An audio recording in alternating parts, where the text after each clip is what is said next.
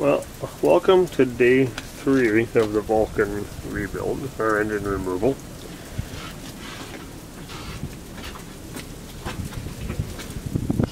So, that's the lovely weather we have out here today in Ontario. It is April 14th today. Yep, that's spring in central Ontario.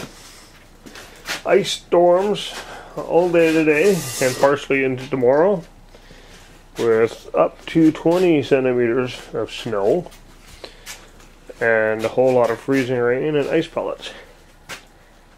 Yeah, lots of fun. So anyway, let's go back to this then, where it's warm and dry and ice free. Okay, so today what we have left to do to pull this engine is we have to support the engine up on a jack. So I've got that set up. It's not supported yet, but it's set up. I've lifted the front or the rear end just a bit because you've got to spin the tire to get the drive shaft to line up. So when you pull this boot back, there's going to be a pinhole in there on the one side, and you got to push that pin to get the shaft to slide forward when you take the engine out. So once you get all the mounts off and the engine's ready to move, then you'll do that. So what's left to do now, this here, I undid this yesterday.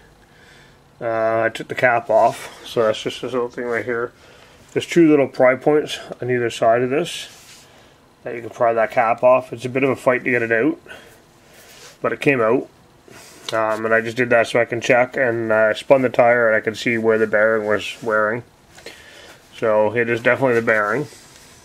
So and also I'm going to loosen this with an impact gun first before I take it out, because once you pull this cover off, then you have to have special tools to hold everything. So with it still attached to the shaft, I'm going to put the weight back on the tire and I'm going to pop that off with an impact, then just hand tighten it when I pull it all apart. Then when I put it up on the bench, I can just undo that with my fingers. That'll just make things a little easier for you, and hopefully anyway, that's the plan. I don't know if it'll work, but that's the plan. So everything else is unhooked. I think I got all of the lines and everything all done here. Carburetor's all unhooked, throttle cables are all unhooked. So yeah, it's just a matter of hopefully pulling the mounts and sliding her out. So the mounts are here. There's an engine mount there. It's a rod that goes right through. And then there's this bolt, and this is the one that goes through. But you got to remove all of them anyway. And oh yeah, on this one here, there's also 2 bolts there for the bracket as well. So they say to loosen them all. So my guess is that they'll probably get in the way when you try to remove the engine on the back ones. The front ones you have to remove anyway because it's attached to the engine and the frame right here. And that's got to come out in order for you to get that engine out, because the engine's got to come forward to get the shaft off. And don't forget, there's that little bolt just down here where your bracket for your rectifier is attached. You got to take that off too. And then once you get those off, then you got to undo these 2 bolts and these 2 bolts, and then this whole thing with the pedal and everything attached should all just swing forward and out of the way, or swing back and out of the way. Oh right, I also forgot to mention, grab my flashlight here. There's the ground cable. Comes off the engine right there. Here. I don't know how well you'll see that there. So I took it off already, but there's that bolt right there that the cable's sitting beside. Focus would be nice. Let's try this again. There you go, there's that bolt there, there's the cable there I took off already, and then there's a bolt right beside it. That's got to come off, that's your ground. So that's just on the back side of the engine on the passenger side, just behind the rear cylinder there. So don't forget to pull that off, otherwise that'll cause you headaches. So yeah, that, and then so now we're just going to do the mounting brackets, hopefully slide that shaft out, and then that'll be it. And I know I make it sound easy, but it's probably going to be a little pain. Okay, so the passenger side of the bike, so the right side of the bike, is the side that's got the nut. So loosen that off. It's a bit tight, but it'll come off. I got this fancy cover on here, so it's a bit of a pain to get the wrench in there, but I got it. Pull the nut off. I don't see the washer won't come out yet, so I got that off there. I've just kind of slightly loosened the bracket bolts. But I tap that. Try to, hard to do this with a camera, still see what I'm doing, but with a soft hammer, tap that bolt through. Pull your washer off, keep your nut and your washer handy. Okay. And once you got to tap through that little bit, you should. It's going to be a bit tight, but you get a wrench on there and spin and pull at the same time, and that should come through. And just grab on that, kind of wiggle it back and forth, and pull at the same time.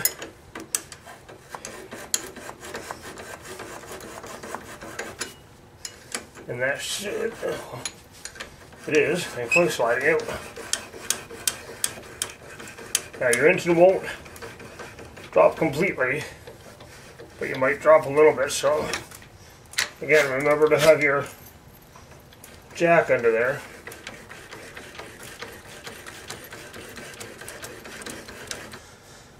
And then I'm going to pop off these bolts now, and this on both sides, and this bracket will come off, and then I'm going to take the bolt off the regular rectifier bracket.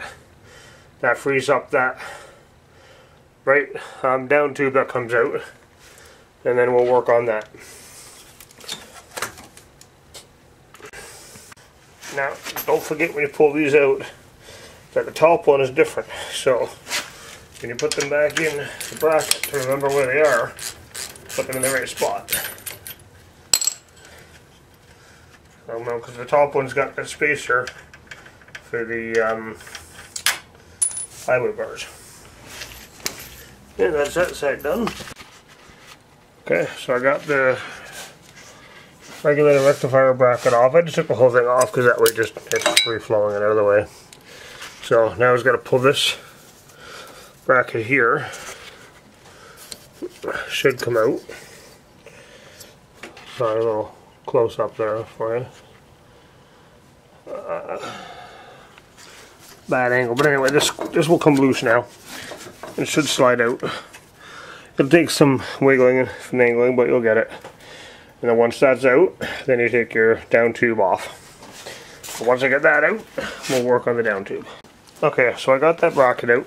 So a little tip, if you loosen these two bolts for the down tube, it'll spread out and you can get that bracket out without fighting with it. So that's what I wound up doing. That bracket is out. So now I'm going to take this down tube out now. So these two bolts are already loose. So I just got to do those two down there. Right there. And then that whole thing, hopefully if they're right, with everything attached, will come right out. So let's get to that right now. Okay, so I got those two bolts for the down tube out. You can see the down tube is just hanging there. I left those two just in the holes so that it didn't drop out completely. So now what I got to do is pull those two out, and that down tube will come off. Now this one here, these are bolted right into the frame, whereas up here they're a nut and bolt. So these I'm going to put back in the frame, these two nuts here, and then those two I'll just put back in the down tube and leave them in the down tube. So let's see what we can do here. So if I just pull, there we go, pull that out, and that whole thing Just comes down like that, and then you just swing it in the back, and it's out of your way. So that's the down tube down. We're almost there. I got to pull those mounting bolts, pull the shaft, and hopefully, if everything else is disconnected, that should slide forward. Now remember, when you're pulling this out, to be careful when you're bringing it down. Make sure everything is disconnected before you just yank her out of there. Go slow, watch the cables, watch your hoses, make sure it's all disconnected. Actually, what I'm going to do is I'm going to loosen that nut first. 32mm nut. I'm going to loosen that for the impact, and then I'm going to do the shaft. Okay. Let's pop this thing off here. Let me take a quick look here. Some of these have, yeah, see this one? It's got a little thingy where you kind of jam the nut down in. That holds the nut. So, because I'm using an impact, I shouldn't need it. So, let's just, there we go, pop right off of there. So if you look here, there's a notch in that bolt. Okay. So what that is there's another notch right in here. So you take like a little driver and you mush that down into that key there, or some of them have a key, but that just keeps the nut from coming loose instead of using a cotter pin. But when I pull that apart, I'm going to check to make sure there wasn't a key in there, because some of them are a key. So I just want to make sure of that before I pull that out, or once I pull that apart. So that's off. So now I'm just going to put that back on finger tight. And then this way, I don't have to use any special tools to pull that off later. So I'm just going to put it back on there. So, and that's just finger tight, so I just pop that off like that without using any special holders once it's on the bench. Because if you don't do that now, then when it's on the bench, you need to get the special tool to hold the gear and all that stuff, and that's extra money you don't want to spend to either rent it or to buy it. So now that that's done, I'm going to pull this boot back here,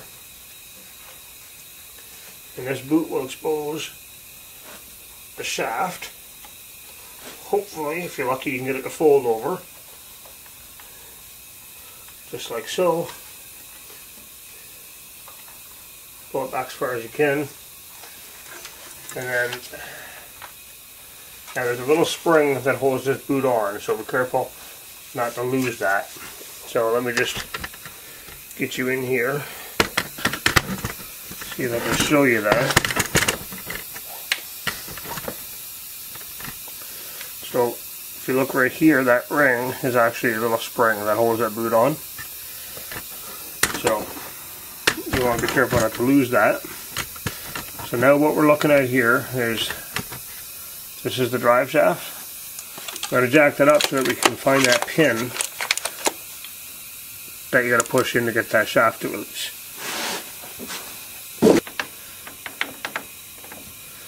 Until I see there's that little pinhole right there. Okay, so you stick a little piece of wire in there. When you got all these mounts off, you just put a piece of wire in there and move the engine forward. That's going to do is unlock a little spring and a pin that's in there. So now once you do that, once you remove the engine, be careful because that's going to fall out. You want to make sure you don't lose that. And also try to check to make sure you get it back in the right orientation, or check the orientation of it so you're going to put it back in, you put it back in the right way. Sorry about that.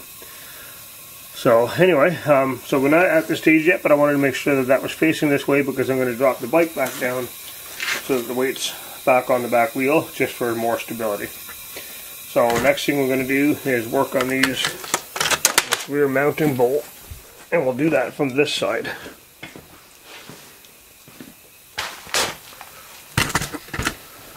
So I'm going to work on that bolt right there.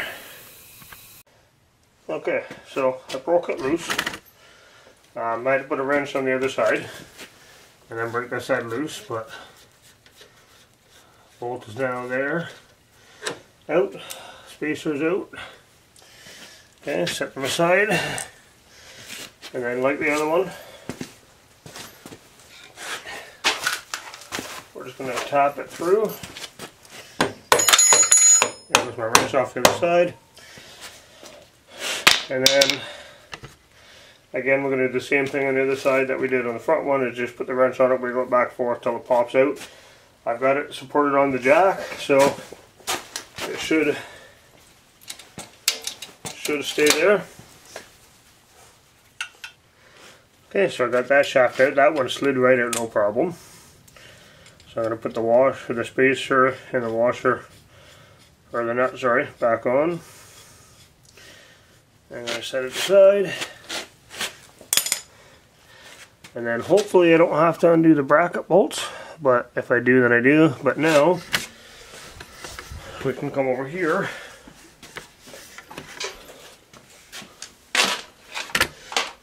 and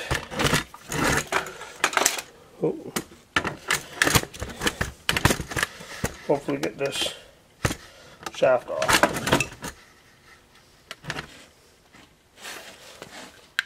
Alright, so now I just got to go find a piece of wire or something that I can poke in there. And then that should be the last step.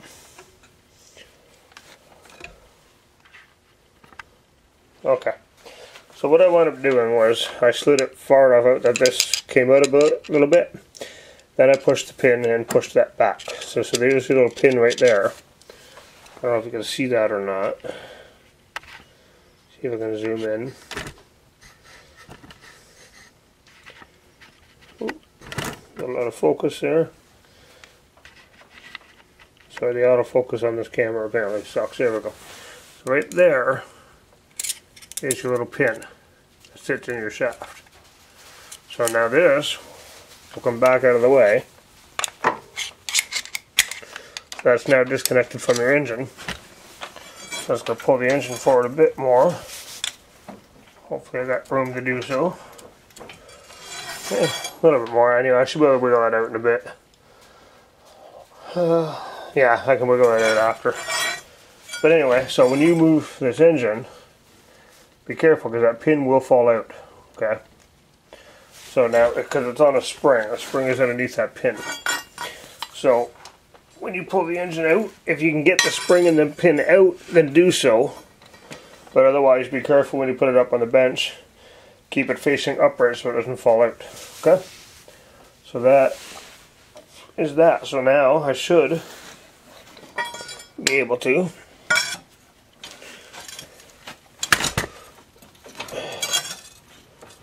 move the engine out. Make sure this is up out of the way. And I should.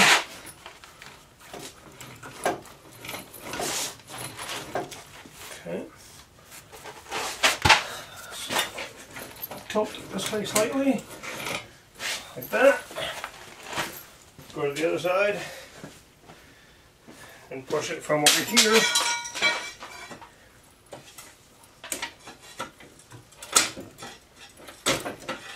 So, and clear the mounts on this side.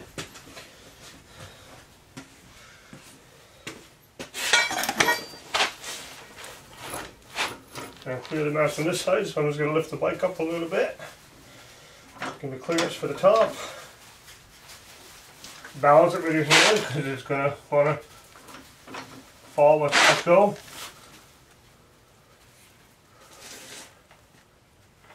And so now is a good time to double check that you got everything disconnected with your hand.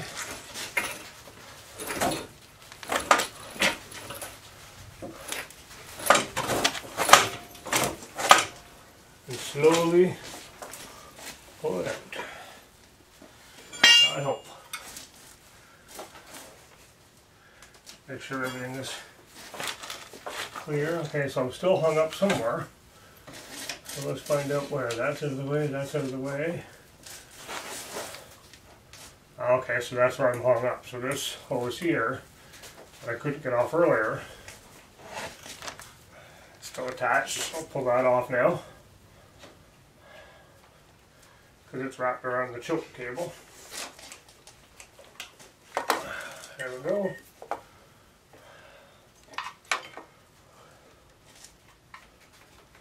That's the one that stays attached there. So stick that over there. Okay. One little spot, so I guess if I just get the key, there we go.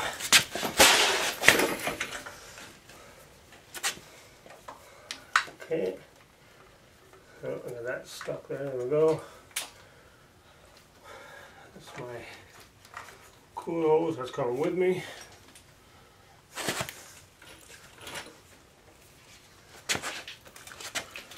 And okay, so now I'm going to lower the bike a little bit because I'm getting hung up on my shaft here. There we go. There we go.